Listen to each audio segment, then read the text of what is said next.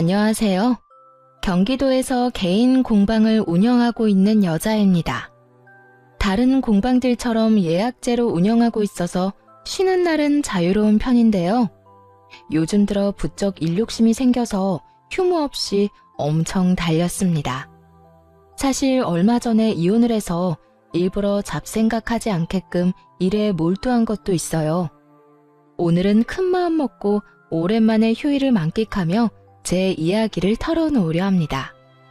여러분께서도 같이 사연 들어주시고 새 출발을 응원해주시면 감사하겠습니다. 어릴 적 제가 나고 자란 동네는 부잣집 많기로 소문난 곳이었어요. 저희 집은 외제차 여러 대 보유하고 운전기사 고용하고 이런 집은 아니었습니다. 그래도 비교적 여유로운 부모님 덕분에 돈 걱정 없이 좋은 환경에서 살았죠. 성인이 된 이후에는 본가의 땅값이 예전보다 더 많이 올랐더라고요. 그래서 부모님은 집을 팔고 새 아파트로 입주하셨어요. 남은 돈으로는 두 분의 노후를 준비하셨고 그 다음으로는 꽤 오래전부터 소유하고 있던 5층짜리 건물을 제게 선물해 주셨죠. 늦둥이 외동딸이라 그런지 할 수 있는 건 다 해주고 싶어 하셨거든요.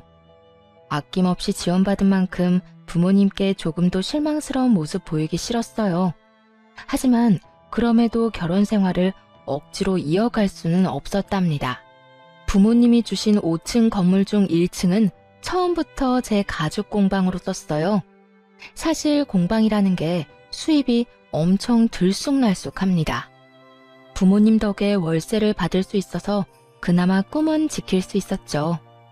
어릴 때는 너무 들뜬 나머지 건물주 됐다고 여기저기 자랑하고도 싶었어요. 하지만 부모님은 그 누구에게도 말하고 다니지 말라고 신신당부하셨죠. 그래서 가까운 친구는 물론이고 결혼할 사람에게도 굳이 밝히지 않았어요. 마이너스 재산이 아니라면 알릴 필요는 없다고 생각했거든요. 결혼 전 예비시댁에 인사하러 갔을 때 일이에요. 과일 바구니를 사기는 했지만 여전히 손이 좀 허전하길래 구하기 어렵고 질 좋은 가죽으로 예비 시모의 지갑을 만들어 갔습니다. 장보러 갈 때 쓰는 편하게 들 수 있는 지퍼 달린 지갑을 만들어 드리고 싶었죠. 그런데 예비 시모는 제 선물을 대놓고 안 좋아하더군요. 그래도 센스 있는 예비 신랑이 세상에 하나뿐인 거라며 치켜 세워준 덕분에 다행히도 자존심만은 지킬 수 있었습니다. 예비 신랑뿐만 아니라 형님 될 분도 실력이 대단하다고 칭찬해 주셨고요. 형님은 어떻게 이렇게 귀한 걸 만들었냐면서 자기도 받을 수 있냐고 물으셨어요. 시모에게서 바랬던 반응이 형님에게서 나오자 기분이 좀 이상했죠. 꼭 만들어드리겠다고 했더니 고마웠는지 형님이 그날 하루 종일 잘 챙겨주셨어요. 그때부터 형님만큼은 언제나 내 편이겠구나 직감했던 것 같아요. 시모는 밥 먹는 내내 시큰둥하다가 뜬금없이 부모님이 어디 사시냐고 물어봤어요. 대답하니 땡땡동이면 땡땡 아파트 있는 곳인가 하며 혼자 중얼거리더군요. 맞다고 하니 또 무슨 일 하시냐고 형식적인 질문을 하길래 사업하신다고 대답했죠. 머릿속으론 이 불편한 자리가 언제 끝나나 생각하면서요.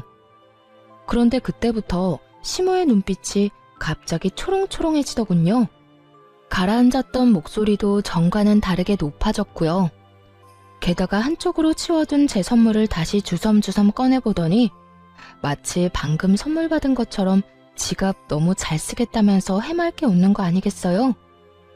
부모님 배경 듣고 태도가 싹 바뀐 시모를 보며 좀 속보인다 싶었어요. 그나마 식사 자리 다 끝나고 민망해하는 예비 신랑의 사과에 마음을 풀 수 있었죠. 결혼 생활 해보니까 그때 남편을 시원하게 뻥 찼어야 했는데 하고 후회됐어요. 모자란 남편보다 형님이 훨씬 더 든든한 존재가 돼주셨거든요. 시모는 뭐 말할 것도 없이 최악이었네요. 물론 결혼하고 얼마 동안은 엄청 잘해주는 척 했습니다. 그런데 시모의 이중성을 알게 된 이후로 도무지 못 견디겠더라고요. 때는 결혼 후 맞이한 첫 명절날이었어요. 신혼여행 다녀오고 나서 한동안 삶에 치여 바쁘게 지냈기에 공식적으로 처음 시댁에 방문하는 날이었죠. 그날부터 시모의 만행은 시작됐습니다. 똑같은 며느리인데 시모는 민망할 정도로 형님과 저를 대놓고 차별하더군요. 저를 마구 구박했느냐고요? 아니요. 시모는 형님에게만 일을 시키고 어떻게든 트집을 잡아서 형님만 혼내더라고요. 아이고, 오늘은 그냥 명절이 아니야. 우리 새아가 귀한 새 사람들인 첫 명절이라고. 알지? 너 제대로 해야 한다. 네, 어머님. 평소보다 더 신경 써서 음식할게요. 새아가, 너는 나랑 가서 이야기 좀 하자꾸나. 어머님, 저도 형님 음식하시는 거 도울게요. 어머, 네가 뭘 안다고 그래? 어디 음식 할 줄이나 알고? 처음이니까 너무 애쓰지 않아도 된다. 음식은 첫째가 다 할 테니까 넌 걱정 말아라. 아니, 그래도... 그래, 동서. 난 괜찮으니까 오늘은 편하게 있어. 너무 불편해서 곤란한 얼굴로 형님 쪽을 보자 형님은 웃으면서 괜찮다는 신호를 보내셨어요. 솔직히 그때까지는 진짜 제가 서투니까 시모가 손을 못 대게 하는 건가 싶었거든요. 그런데 지켜보니 그냥 형님과 저를 차별하는 거더라고요. 시모는 음식하는 형님을 가만두지도 않고 툭 하면 거실로 호출했는데 형님은 짜증 부리는 기색 한 번 없이 온화한 웃음을 지으셨어요. 거기다 시모는 저는 우리 새아기 하면서 부담스럽게 부르면서 형님은 그저 예 라고 차갑게 부르는 거 있죠. 예, 너 잠시 여기 좀 와보렴. 네, 어머님. 뭐 필요하세요? 기름 냄새가 온 집안에 퍼지니까 속이 너무 안 좋구나. 요한마트 가서 콜라 몇 병 좀 사와. 어머님, 그럼 매실을 타드릴까요? 콜라보다 더 건강에 좋을 거예요. 아니, 넌 내가 콜라 얘기하는데 무슨 매실 타령이니? 아유, 지겨워 정말. 새아가, 쟤는 항상 저렇게 시험이 날 가르치려 든단다. 그냥 콜라 사오기 싫으면 싫다고 해. 에이, 어머님, 아직도 저를 모르세요? 콜라 사오기 싫으면 싫다고 솔직하게 말씀드리죠. 냉장고에 매실청 한가득 있길래 한번 말씀드려 본 거예요. 그럼 얼른 가서 사올게요. 어머머, 너 보자 하니까 정말. 지금 새아가 앞에서 나 약 올려? 형님, 어머님, 제가 얼른 가서 콜라 사올게요. 형님 혼자서 계속 고생하고 계신데 저는 아무것도 안 했잖아요. 심부름이라도 하게 해주세요. 그럼 그럴래, 동서? 고마워. 처음에는 형님이 시모에게 꼼짝 못하는 줄로만 알았거든요. 그런데 다행히도 할 말은 다 하고 계시더라고요. 응? 아유, 어쩜 착하기도 해라. 예, 네 동서 마음씨 예쁜 거 봐라. 우리 둘째가 신부감은 잘 골랐어 정말. 어머, 어머님, 그런 말씀하시면 장남이 서운해할걸요? 제가 다 잃을 거예요. 으유, 내가 뭐 말을 못한다. 남들은 아무것도 모르고 착한 맏며느리를 잡는다고 하는데 아주 억울해 죽겠어. 그럴 리가 있나? 내가 오히려 당하는 입장이구만.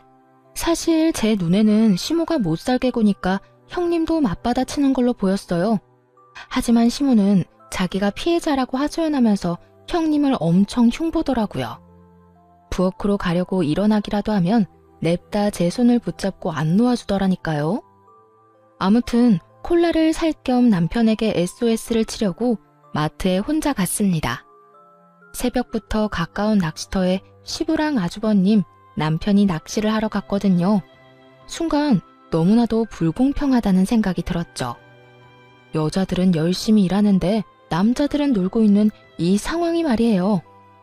여보, 언제 오는데? 빨리 와. 좀 걸릴 것 같은데. 혹시 무슨 일 있어? 어머님 때문에 나 너무 불편해. 나만 여기 두고 낚시하러 가니까 재밌니? 웬만해서는 무슨 일이 생겨도 흥분하거나 목소리를 높이지 않는데요. 그런 제가 전화 받자마자 소리치니까 남편은 단번에 눈치채고 금방 오겠다고 했어요. 남자들이 도착하자 시모는 언제 놀았냐는 듯 팔을 걷어붙이고 일을 하더군요. 웃긴 건 형님이 거의 음식을 다 했는데 고생했다는 말도 제대로 안 했다는 거예요. 그렇게 시모는 음식하는 신용만 잠시 내다가 곧바로 힘들다며 안방에 쏙 들어가 버렸습니다. 늘 이랬던 건가 싶은 마음에 형님이 참 짠했어요. 한편으로는 좀 바보 같기도 했고요. 저라면 이렇게 당하고만 있지는 않았을 테니까요. 하지만 뭐 어쩌겠어요. 저도 딱히 도움된 건 없으니 음식 차리고 치우는 거라도 똑바로 하자 생각했죠. 소중한 내 남편 낳아준 어머니니까 참는 거야. 다른 이유는 없어. 그런데 형님이 그런 제 마음을 읽은 것처럼 갑자기 웃으며 이렇게 말하더군요. 네? 이건 비밀인데 동서한테만 말해줄게. 사실 우리 남편 나 시댁에서 고생하는 거 다 알아. 그래서 친정 가면 나처럼 똑같이 집안일하고 음식해. 나도 처음엔 그럴 필요까진 없다고 생각했거든. 근데 남편이 나서서 그렇게 해주니까 내 마음에 응어리는 안 생기더라. 그냥 동서가 나 불쌍하게 쳐다보길래 그렇다고 말해주고 싶었어. 동서도 중간에서 힘들지? 미안해. 형님, 죄송해요. 에이, 동서가 죄송할 게 뭐가 있어. 형님에게 딱 걸린 것만 같아 조금 부끄럽기도 하고 미안했어요. 형님이 참 대단해 보이고 아주버님도 현명하신 것 같았죠. 남편은 만약 나에게 이런 일이 생긴다면 어떻게 할지 궁금해지기도 했고요. 한편 시모는 형님을 정신적으로도 공격하더군요. 은근히 형님 집안 뭐 볼 거 있냐며 흉보기도 했는데 뭐 그것까지는 참았어요. 그런데 점점 같이 뒷말하기를 원하더라고요. 한 식구인데 이간질하는 게 너무 싫어서 잘 모르겠다는 얼굴로 무건수행했죠. 그랬더니 나중에는 그게 마음에 안 들었던 모양인지 시모에게 딱 찍히고 말았죠. 우리 둘째는 부모님이 땡땡 아파트에 살아서 든든하겠어. 나중에 당연히 네가 물려받을 거 아니야. 네? 그건 엄마 아빠 노후자금이자 보금자리인걸요. 뭐 그 정도 아파트 가지고 계신 거면 사돈네 형편 말해 뭐 하겠니? 당연히 노후자금 외에도 여유 있으시겠지. 너도 다 물려받을 재산 있으니까 안심하고 돈 안 되는 공방 운영하는 거 아니냐? 그런 거 아니에요, 어머님. 아니긴. 나한테는 솔직히 말해도 된다. 처음에 솔직히 너도 공방하고 아들도 식당 하니까 내가 많이 걱정했거든. 한 명이라도 수입이 일정해야 하는데 둘 다 들쭉날쭉 고정적인 수입이 없잖니. 그런데 새아가 친정이 넉넉해서 얼마나 다행인지 몰라. 그 말에 남편을 노려보자 남편은 오히려 으쓱한 눈치더라고요. 전혀 좋게 안 들렸는데 남편은 자기 장가 잘 갔다는 칭찬으로 들었나 봐요. 아이고 크네. 너는 친정 부모님 안녕하시다니? 나는 평범해도 너무 평범한 네 친정 때문에 내가 며느리 복 없는 줄로만 알았잖니. 새아가 들어오고 나서야 나도 며느리 복 있는 걸 알았지. 넉넉한 며느리 둘이 들어왔으면 나도 노후 걱정은 없었을 텐데. 말해 뭐하니? 입만 아프다. 으휴.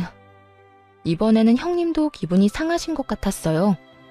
아까처럼 대답하거나 온화한 웃음을 짓는 대신 그저 입을 꾹 다무셨거든요. 분위기를 망치기 싫어서 억지로 참는 눈치였죠. 그런데 속이 뻥 뚫리게 시원했던 건 아주버님의 말이었어요. 어머니, 제가 태어나 가장 잘한 일이 이 사람이랑 결혼한 거예요. 매년 조상님들 드시라고 제사 음식 해온 게 누군데요? 어머니 노후는 못 챙겨도 조상님들 사후는 이 사람이 챙기고 있잖아요. 나중에 엄마 돌아가시면 제사 안 지내도 돼요? 아들, 말을 왜 그렇게 무섭게 하니? 그럼 어머니는 왜 그렇게 말을 밉게 하세요? 아주버님의 말에 시모는 깨갱하고 그 앞에서는 더 이상 별말 못했어요. 대신 뒤에서 형님을 더 괴롭혔죠. 차례상 녹그릇이며 다 같이 먹은 식사 그릇까지 혼자 설거지를 다 하라는 둥. 친정에 아주버님 먼저 보내고 집안일 돕고 가라는 둥. 형님에게 이것저것 시키며 무슨 가정부 고용한 사람처럼 굴었습니다. 단순히 며느리에게 일을 시키는 게 아니라 모욕감을 주려고 하는 듯 보였어요. 아가, 우리 둘이 남자들 사우나 다녀올 동안 명절 특선 영화나 보자꾸나. 과일도 같이 먹을까? 뭐 좋아하니? 어머님, 그럼 저 형님 도와드리고 형님이랑 같이 올게요. 먼저 과일 드시면서 편하게 영화 보고 계세요. 뭐하러 그러니? 너 지금 착한 척 하는 거니? 이 집 보는 사람도 없는데 굳이 안 그래도 된다. 네? 착한 척이 아니라요, 어머님. 녹그릇이 많이 무겁기도 하고 형님 혼자 설거지 하시기엔 양이 너무 많잖아요. 음식도 형님이 다 하셔서 제 마음이 불편해서 그래요. 예, 기가 막혀서 참나. 그게 바로 착한 척이야. 너 지금껏 제 고생은 다 시켜놓고 갑자기 돕겠다는 게 무슨 말이니? 내가 예쁘다 예쁘다 해주니까 시어미 말이 지금 웃음니? 잔말 말고 영화나 보자니까. 네? 동서, 난 괜찮으니까 어머님이 하자는 대로 해드려. 갑자기 제 탓을 하는 시모의 말에 깜짝 놀랐어요. 형님은 이미 이런 고집을 수없이 겪었다는 듯 억지 웃음을 띤 얼굴로 저를 만류했죠.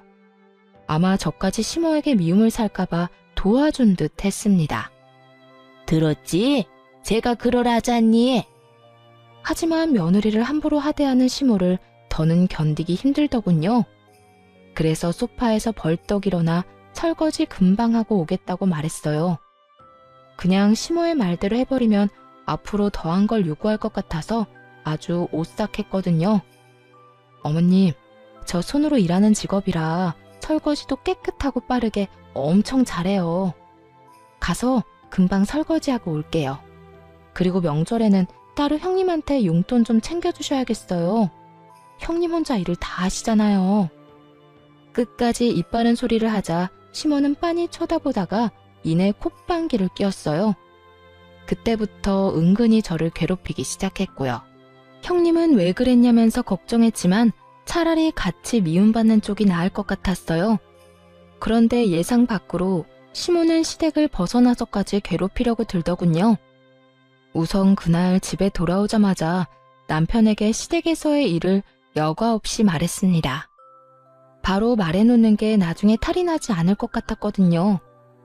남편은 곧바로 저를 혼자 두고 자리를 비워서 미안하다고 사과는 했지만 시댁에 자주 갈 일 없으니 한 번만 참아달라는 부탁을 하더군요. 아무리 남편의 잘못이 아니라지만 대충 넘어가려는 느낌이라 영 찝찝했어요. 그래서 되도록 시댁에 가지 않으려고 필사적으로 노력했습니다. 이번 주 주말에 엄마가 한번 오래. 갑자기? 왜? 뭐 아들 보고 싶은데 이유 있으시겠어? 그래? 잘 다녀와. 나도 친정에 다녀와야겠다. 장모님이 당신 보고 오래? 아니? 그런 말씀 없으셨는데? 그럼 왜 가? 어머님이랑 똑같지. 우리 엄마 아빠도 딸 보고 싶은데 이유 있겠어? 잠깐만. 당신 지금 내가 우리 집 간다니까 당신도 친정에 간다는 거잖아. 좀 유치하네. 부부는 일심동체 함께 움직여야지. 원래 여자는 남편 가는 곳 따라가는 거야. 자기가 그때 나보고 시댁에는 자주 갈 일 없을 거라며. 부부가 일심동체면 나랑 우리 집 같이 가면 되겠다. 진짜 치사하게 그럴 거야? 우리 엄마가 뭐 잡아먹어? 진짜 중요한 날 아니고서야 시댁에 갈 필요 없다며. 그러자 남편은 할 말이 없으니 입을 꾹 다물더라고요. 하지만 생각이 짧았던 걸까요? 시댁에 남편만 보내니까 시모가 엄청 약올랐나 봐요. 그 이후로 가게에 찾아오는 깜짝 이벤트를 준비하셨더라고요. 어머님, 여긴 어쩐 일이세요? 어쩐 일이긴. 보고 싶어서 겸사겸사 왔지. 넌 어떻게 통 얼굴을 안 비추니? 저 보러 여기까지 오신 거예요? 미리 연락해 주셨으면 점심이라도 같이 먹는 건데. 식사는 하셨어요? 아니, 점심은 먹고 왔으니까 됐고. 너 10분이면 준비할 수 있겠지? 네? 그게 무슨 말씀이세요? 도대체 무슨 말인가 싶어서 도시락 먹다가 밥을 묻히고 서서 멍하니 있었네요. 그런데 그 순간 가게 입구가 웅성웅성 하는 거예요.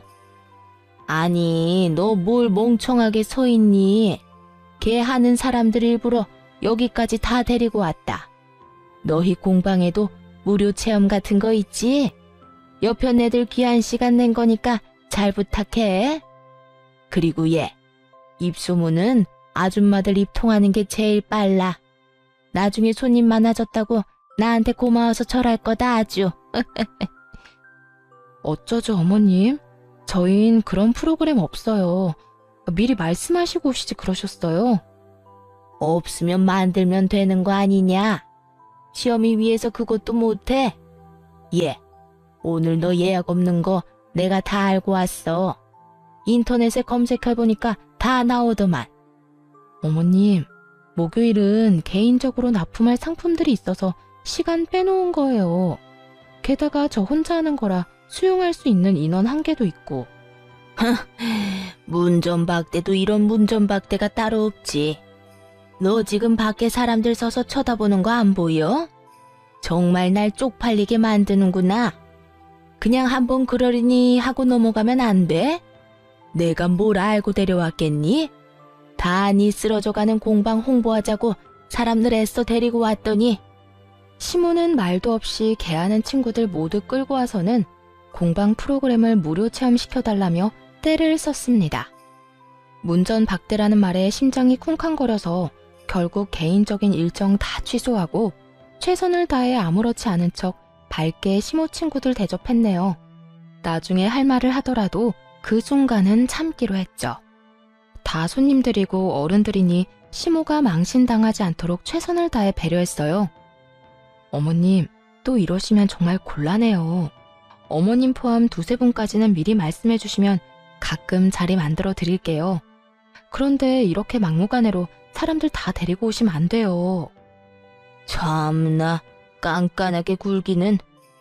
시모는 결국 고맙다는 말이나 미안하다는 말도 안 했어요. 100번 양보해서 집까지는 올 수도 있다고 생각했지만 일터를 침범하는 건 정말 아니라고 생각했어요. 그런데 다 알고도 남편은 이해하라고 대수롭지 않게 말하더군요. 난 분명히 이야기했어. 어머님, 한 번만 더 공방에 찾아오시면 나도 어떻게 할지 몰라. 중간에서 가만히 있지 말고 당신이 해결해, 진짜. 당신 왜 이렇게 말을 무섭게 해?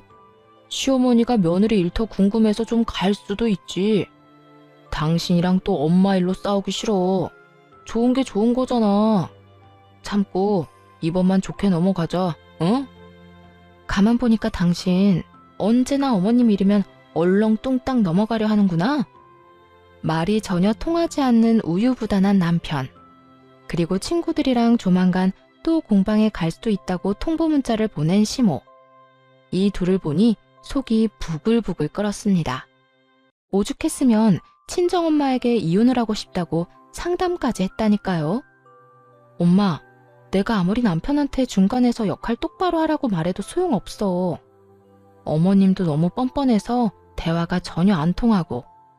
금요일에 이혼 전문 변호사랑 상담해보려고.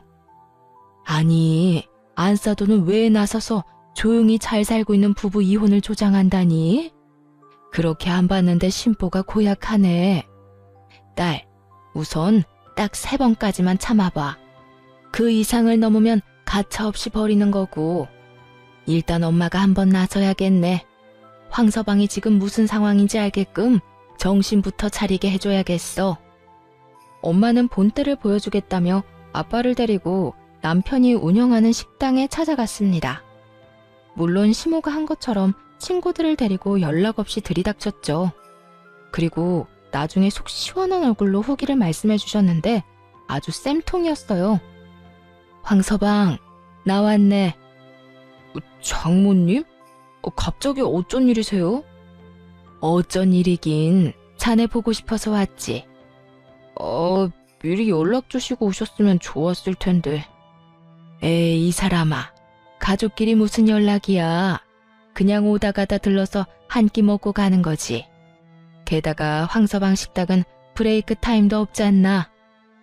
그렇긴 한데 보통 이때는 점심 장사 끝나고 숨 돌리는 시간이거든요. 그래도 오셨으니까 제가 금방 맛있게 해드릴게요. 그럼 오늘 밥은 황서방이 사주는 건가? 아유, 장모님, 당연한 말씀을 하세요. 여기까지 오셨는데 사위가 어떻게 밥값을 받아요? 그래? 좀 많이 먹을 것 같은데. 장인어른도 오셨어요? 그럼 나 혼자 왔겠어? 어서들 들어와. 아니, 우리 골프 모임 사람들이 황소방 가게 하도 궁금하대서 다 데리고 왔지. 에? 걱정 마. 저 사람들 중에 유명한 블로거도 있거든. 자네 식당 홍보 아주 잘해줄 거야. 아이고, 우리 사위가 오늘 쏜다네. 먹고 싶은 거 걱정하지 말고 다 시켜. 남편은 10명 정도 되는 부모님 손님들을 대접하다가 아무리 생각해도 보내는지 저에게 전화를 했어요. 정말 너무한 거 아니야? 장모님이랑 장인어른 골프 모임 사람들 다 데리고 식사하러 오셨어. 이 시국에 자영업하는 사위 생각하면 이러시면 안 되는 거잖아. 아니 여보, 식당에 밥 먹으러 가는데 뭐 문제 있어? 문제가 있냐니. 난 장모님 혼자 오신 줄 알고 계산하지 말라고 한 거지. 그런데 갑자기 우르르 몰려오더니 사위가 쏘는 음식이라 선언하시는 거야. 그때부터 사람들 공짜라고 아주 신나서 여러 음식 주문해서 먹는데 아우, 저게 다 얼마야 진짜. 아니, 우리 엄마도 공짜로 안 먹는데 장모님, 장인어른 정말 너무하신 거 아니야? 우리 엄마는 말이야, 친구분들 데리고 와도 칼같이 계산하셔. 나도 어머님이랑 어머님 친구분들이 갑자기 공방에 오셨을 때 돈 안 받았어. 열심히 공방 프로그램 체험시켜드리고 선물도 나눠드렸는데 다 무료였다고. 혹시 나 그때 돈 받아야 하는 거였어? 뭐? 아, 알겠어. 그럼 어머님께 입금해달라고 해야겠네. 와, 설마 너 지금 일부러 이러는 거야? 혹시 똑같이 해달라고 장모님한테 부탁했어? 딱히 그런 건 아닌데 신기하게 비슷한 상황이긴 하지. 아이 참 어쩌겠어. 우리가 어른들께 맞춰가야지. 당신이 좀 참아. 좋은 게 좋은 거잖아. 안 그래? 남편과 똑같이 사람 좋은 척 굴자 수화기 너머로 안절부절 못하는 남편의 반응이 느껴졌어요. 황서방, 뭐 하나? 여기서 주문 더 받아야지. 어떻게 해? 사람들 맛있다고 난리야. 네, 장모님. 집사람이랑 통화 중인데 금방 가겠습니다. 그래. 아유, 입맛에 맞는지 다들 내일 또 오자고 난리야. 네? 내일 또요? 아, 당신 방금 들었지? 응, 그게 뭐? 어머님도 친구들이랑 또 공방 오겠다고 문자하셨어. 나는 어머님 모시고 당신은 우리 엄마 아빠 모시면 되겠네. 내가 진짜 잘못했어. 미안해. 엄마한테 당신 공방 앞으로 절대 가지 말라고 할게. 응? 그래? 알겠어. 그럼 고맙고. 그렇게 말해도 들은 척도 안 하던 남편은 자기가 불리해지니 그제야 나서더군요. 당연히 친정 부모님은 그날 밥값 다 계산하시고 가셨습니다. 돈이 없는 것도 아닌데 힘들게 일하는 사위한테 어찌 얻어먹겠냐고 덧붙이시면서요. 아마 남편은 속으로 엄청 찔렸을 거예요. 집에 돌아와서도 아무 말 못하고 제 눈치 보더라고요. 그 이후로 정말 거짓말처럼 시모의 괴롭힘은 사라졌습니다. 그새 남편한테 일렀냐며 연락이 올 줄 알았는데 그런 것도 없이 평화로웠죠. 아무리 심보 못난 시모라 해도 자기 자식 힘든 건 싫은 모양이죠. 하지만 저는 이미 그때 이후로 남편에게 정이 확 떨어졌어요. 그래서 마음속으로 서서히 이혼을 결심하고 있었죠. 그러던 중 시댁에 안 좋은 일이 생겨버렸습니다. 다름 아니라 교통사고가 나서 아주버님의 하반신이 마비됐거든요. 이 때문에 남편에게 이혼에 대한 이야기를 꺼낼 타이밍을 놓쳐버렸어요. 아이고, 이게 무슨 일이야 정말. 우리 장남 앞으로 어떡하니? 어머님, 진정하세요. 진정하게 생겼어? 결혼을 잘못해서 이렇게 지질이 복도 없는 거야. 결혼만 잘했어도 인생 잘 풀릴 사주라고 내 아들이. 그 말을 끝으로 원망스럽게 형님을 노려보는 시모였습니다. 이젠 하다하다 말도 안 되는 이유로 형님께 화풀이를 하더군요. 어머니, 저 괜찮으니까 이제 그만 돌아가세요. 이 사람이 제일 고생하는데 어떻게 그런 식으로 말씀하세요? 그것도 식구들 다 있는 앞에서. 속상해서 그랬다, 속상해서. 형, 엄마한테 왜 그래? 힘든 건 알지만 선은 지키자. 지금 네 형수 얼굴 반쪽 된 건 안 보여? 병문안 왔으면 그냥 조용히 있다 가든가. 가족이라는 사람들이 어떻게 이래? 특히 어머니는 그러시면 안 되죠. 이 사람이 그동안 어떻게 했는데? 여보, 진정해. 당신 아직 몸 안 좋잖아. 다들 당장 나가라고요. 가장 힘든 건 다친 아주버님과 비통한 형님일 텐데 그 앞에서도 비인간적으로 행동하는 남편과 시모를 보니 숨이 다 막히더라고요. 어서 여길 벗어나야겠다는 결심을 하고 그때부터 본격적으로 이혼 준비를 했습니다. 그러면서도 형님과 아주버님을 챙기러 병원에 자주 들렀어요. 냉정하게 말하자면 이혼하는 동시에 남이 될 관계였지만 계속 신경 쓰이더군요. 동서, 이렇게 매번 와줘서 정말 고마워. 에이, 오다 가다 들르는 게 뭐가 어렵다고요. 그런데 저희 남편이랑 어머님이 병원에 한 번씩 오기는 하나요? 그때 남편이 한 소리에서 기분이 상했나 봐. 차라리 안 오는 게 나은 건가 싶다가도 남편 생각하면 가끔이라도 와줬으면 하는데 그때 이후로 서방님도 어머님도 안 오시네. 그래도 이렇게 가끔 동서가 와줘서 얼마나 힘이 되는지 몰라. 형님, 얼굴이 많이 수척해요. 밥은 잘 챙겨 드시고 계신 거죠? 이럴 때일수록 식사는 거르시면 안 돼요. 그게 사실 동서, 이런 말 꺼내서 정말 미안한데 혹시 병원비 모자라세요? 제가 전부까지는 아니더라도 조금은 도와드릴 수 있어요. 그러니까 너무 걱정하지 마세요.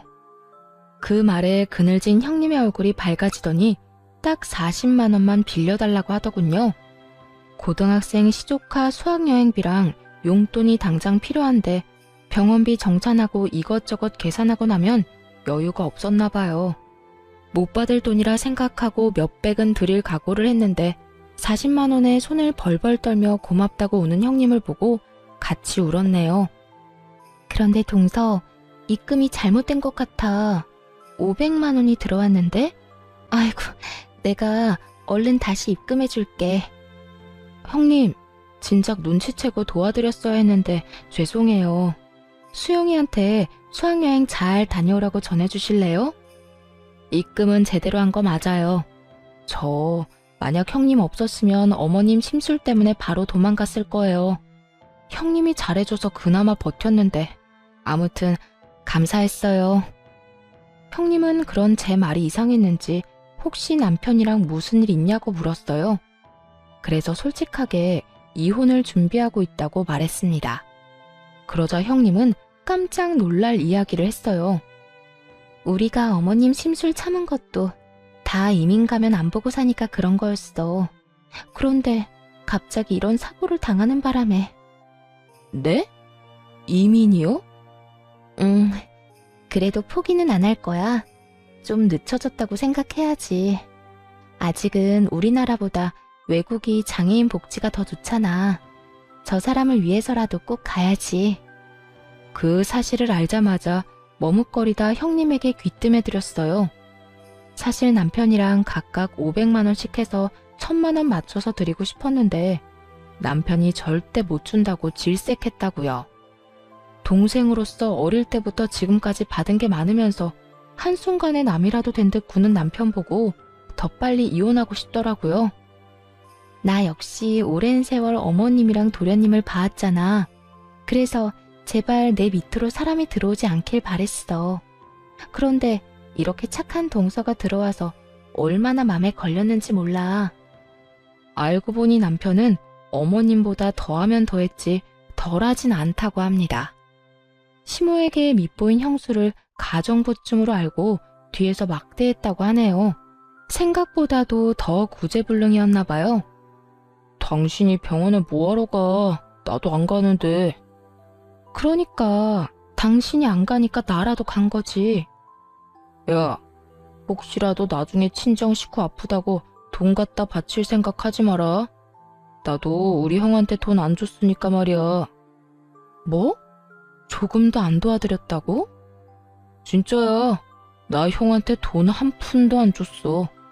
형수한테 전화해서 물어볼래? 형수가 우는 소리 하길래 형이 무슨 수로 갚겠냐고 냉정하게 전화 끊어버렸거든.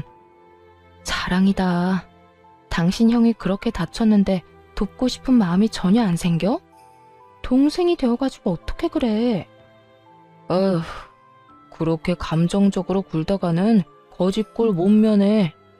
아무리 가족이라도 금전적 거래는 하는 게 아니라고. 돈이 아까워서 그러는 게 아니라 내 원칙이 그래. 그 원칙 결혼 전에 좀 알려주지 그랬어. 뭐? 당신 요새 좀 이상하다. 내가 이상해? 아니, 당신을 좀 되돌아봐. 내가 아플 때는 과연 어떻게 나올까 궁금하네. 에이, 재수없게 그런 말을 왜 해? 당신 건강하잖아. 그렇게 따지면 아주버님은 뭐 건강하지 않으셨어? 한참 싸우다가 인성 모자란 남편놈을 못 알아보고 결혼한 게 내 죄다 싶었어요. 더 이상은 시간 낭비라는 생각이 들어 그만 입을 다물었네요. 이혼 통보하기 전까지는 조용히 있는 게 낫겠다고 생각했거든요. 형님께 500만 원 드린 것도 알았다가는 무슨 난리를 피울지 모르니 말 안 했고요. 시간이 흘러 아주버님이 태어날 즈음이 되어서야 시모가 등장하더군요. 고생이란 고생은 형님 혼자 다 했는데 혼자서 뒷북을 엄청 치더라고요.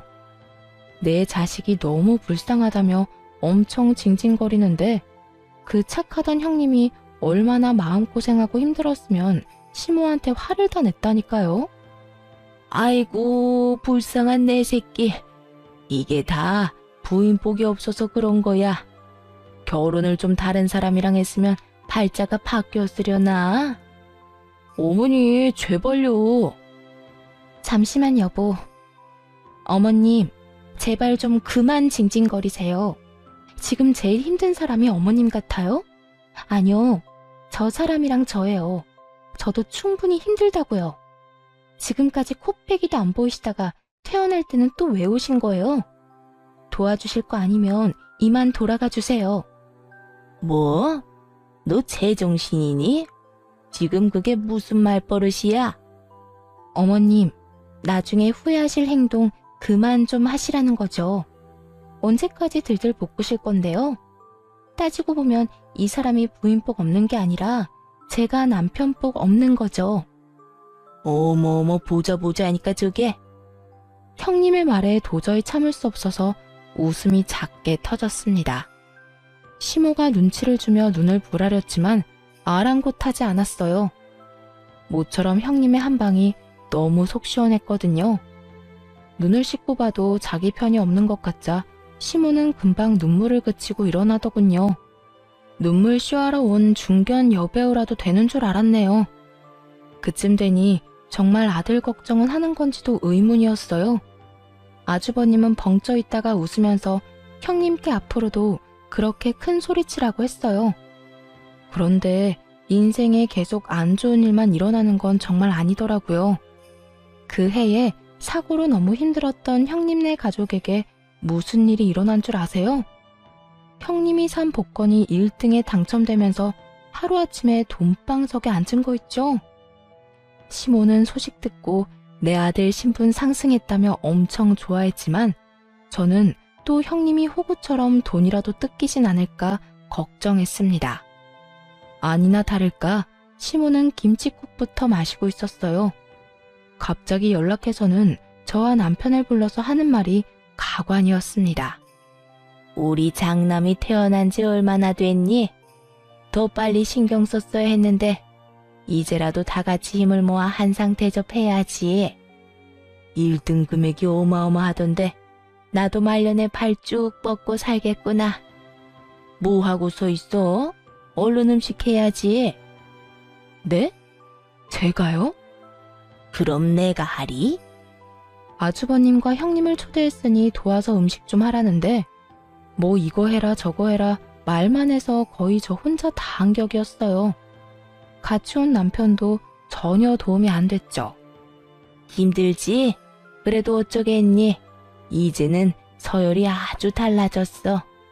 첫째 내한테 봉사하면서 살아야지. 그럼 콩고물이 얼마나 어떻게 떨어질지 누가 아니? 맞아. 조금 힘들더라도 자기가 고생해. 그동안 형수 혼자서 다 하던 거잖아. 진짜 엉망진창이네요. 뭐? 그게 무슨 말버릇이야? 아니, 어쩜 엄마나 아들이나 그렇게 염치 없이 구는 모습이 판박이에요? 당신 뭐라는 거야 지금? 개차반인 시모와 남편에게 질려서 뛰쳐나가려는데 마침 형님이 휠체어 태운 아주버님을 데리고 나타났습니다. 그러자 남편과 시모는 제게 언제 화를 내냐는 듯 버선발로 형님과 아주버님을 맞이하며 살뜰히 대접하더군요. 형, 왔어? 몸은 좀 괜찮아? 근데 네가 언제부터 내 걱정했냐? 에이, 또 섭섭하게 뭘 그렇게 얘기해. 아이쿠, 예쁜 내 새끼들 왔어? 네? 제가 잘못 들었나 봐요, 어머님. 이제는 뭐 내 아들이나 너나 다 내 새끼지. 함께한 세월이 얼마나 흘렀냐? 긴 세월 네가 참 고생 많이 했다. 그래도 이렇게 고생 끝에 선물이 오는 법이야. 며느리 복 없다던 어머님이 그런 말씀하시니까 신기하네요. 그나저나 음식은 동서가 다 한 거죠? 응? 뭐 그렇지. 첫째 너는 이제 편히 쉬면 돼. 동서, 고생했지? 미안해. 아니에요, 형님. 저는 괜찮아요. 형님은 당연히 저 혼자 고생했다는 걸 알아채고 고맙다고 인사하시더군요. 그래서 귓속말로 이게 마지막이라고 형님에게 말해드렸죠. 네가 둘째한테 정 미안하면 윗사람이 용돈도 챙겨주고 그러는 거야. 용돈이요? 네? 아니요. 저 그런 거 필요 없는데요. 둘째야, 너 쓸데없는 자존심 좀 부리지 마라. 그 고생을 했는데 마땅히 용돈 받을만 하지. 그리고 이참에 공방에서 돈 안 되는 일 하지 말고 첫째네 가서 일하는 게 어떻니? 첫째 너희는 이제 사람 부릴 여유는 되는 거 맞지? 가족끼리 돕고 살면 좋잖니. 아주버님네 가서 매주 청소 좀 하고 아주버님 케어를 도우라는 말이었어요. 그 말을 듣자마자 하마터면 상을 다 엎을 뻔했네요. 사람 면전에 대고 무시하는 것도 정도가 있잖아요. 어머님, 제가 어머님 전용 심부름 센터인가요? 아, 또 그놈의 콩고물 때문에 그러세요? 제발 며느리 좀 그만 괴롭히세요. 그런데 문제는 남편이었어요. 아무리 덜 떨어졌어도 그때만큼은 시모에게 화낼 줄 알았는데 오히려 시모의 의견에 수긍하며 제게 그 일을 시키려 들더군요. 엄마가 뭘 괴롭혔다고 그래? 아니, 가정부 할 사람 뭐 따로 있어? 이참에 돈 안 되는 공방 정리하고 좋잖아. 엄마가 당신 생각해서 말한 건데 왜 그렇게 예민하게 굴어? 막말로 우리 형이랑 형수님이 당신한테 힘든 일 시키겠냐고. 정말 미쳤구나. 당장 이혼해. 그동안 수도 없이 이혼 다짐했어. 때 되면 말하려고 참고 또 참은 거지. 돈에 눈먼 남편의 뺨을 때리고 드디어 이혼하자고 선언했어요. 그러자 얻어맞고 분했는지 남편이 달려들려고 했습니다. 사실 그런 상황이 일어날까봐 그동안 조용히 이혼을 준비한 거였어요. 일방적으로 이혼하자고 통보하면 남편이 무슨 짓을 할지 모르니까요. 그런데 그때 휠체어를 탄 아주버님이 남편에게 찬물을 확 부어버렸죠. 야, 너 언제 사람 될래? 아이씨, 형 미쳤어? 너 내가 몸이 이 모양이라서 찬물로 끝난 걸 다행으로 알아. 나 멀쩡했으면 벌써 이 전골에 네 얼굴 박았다. 아, 로또 됐다고 아주 기세등등하네. 결혼했으면 인간이 돼야 하잖아. 양심 없는 건 어머니 쏙 빼닮아서 그런 거야? 아니, 너는 혼낼 거면 네 동생만 야단치지 왜 날 끌어들여? 며느리들 앞에서 창피하게. 창피한 걸 아시는 분이 그동안 왜 그렇게 사셨어요? 저 정말 참을 만큼 참았어요. 그런데 더 이상 이 징그러운 집안에 못 있겠네요. 장남 너 복권 당첨됐으니 이제 식구들 등지고 살겠다 이거냐? 두 번 다시 어머니나 저놈이나 보기 싫으니까 알아서 잘 사세요. 저희 곧 이민 가거든요. 그리고 제가 당첨됐나요? 집사람이 당첨된 거죠. 항상 온화한 아주버님이었는데 그렇게까지 역정내시는 건 처음 봤습니다. 곧 이민 간다는 말에 시모는 개거품을 물고 말았죠. 뭐? 갑자기 무슨 이민이야? 한국인으로 태어났으면 한국에서 살아야지. 어미야, 네가 말해봐라. 이게 다 무슨 말이야? 네, 이민 갑니다, 저희. 어머님, 저희 벼랑 끝까지 몰려서 힘들 때 도와준 사람 동서뿐이었어요. 그런데 어떻게 동서한테 대놓고 가정부 운운하세요? 동서, 그때 500만 원 빌려줘서 정말 고마웠어. 수영이 수학여행비에 용돈하고도 많이 남아서 그 돈 감사히 잘 썼어. 식구라는 인간들이 단 몇십만 원도 못 빌려준다고 했을 때 사실 난 세상이 무너지는 줄 알았거든. 그러니까 가기 전에 동서한테 빚은 갚아야지. 빌려준 거 아니고 드린 거라니까요. 안 주셔도 돼요, 형님. 괜찮다고 손사래를 쳐도 형님과 아주버님은 제발 받아달라고 했어요. 시끄럽던 시모와 남편은 형님이 수표를 내밀자 숨죽이고 지켜보더군요. 형님, 게다가 금액이 이상해요. 저는 500만 원 빌려드렸는데 5천만 원이라뇨? 5천만 원 맞아. 마음을 돈으로 계산할 수는 없지만 동서 마음을 헤아려 보니까 대략 그 정도더라. 5천만 원? 아이고 세상에. 어미야, 나는? 어머님한테 드릴 돈이 어디 있겠어요. 아니, 오히려 제가 받아야 하지 않을까요? 그러자 시모는 갑자기 돌변해서 자기 줄 돈 주고 가라고 절대로 이대로 외국 못 간다고 형님의 바지가랑이를 붙잡았습니다. 남편은 아주버님에게 엄마 모실 돈이라도 달라고 매달렸죠. 나중에 시모가 아프기라도 하면 자기가 모셔야 하는데 어떻게 이러냐면서요. 불구된 형한테는 한 푼도 못 빌려준다던 사람이 누구더라? 형, 진짜 1억이야? 어머니 모시든 말든 너 알아서 해라. 난 이제 이 집 식구 아니니까. 아주버님이 냉정하게 끊어내자 남편 놈은 제 5천만 원이라도 갚겠다고 했어요. 하지만 그 돈이 어떤 돈인데 그대로 남편에게 빼앗길 리가 없죠. 5천만 원은 마음만 감사히 받겠다고 하고 형님께 돌려줬습니다. 이쯤에서 시원하게 정리를 다 해야 할 것 같았거든요. 형님, 저 여유 있어요. 안 도와주셔도 돼요. 정중하게 거절하자 형님은 혹시 돈이 모자란 거냐며 필요하면 그보다 더 주겠다고까지 하셨어요. 괜찮아요. 사실 공방 있는 건물이 제 거거든요. 다들 무시하지만 공방도 엄청 잘 되고 있고 매달 월세 받으면서 살아요. 그래서 저는 이혼해도 여유 있어요. 당신 그게 무슨 말이야? 나한테는 전혀 그런 얘기 안 했잖아.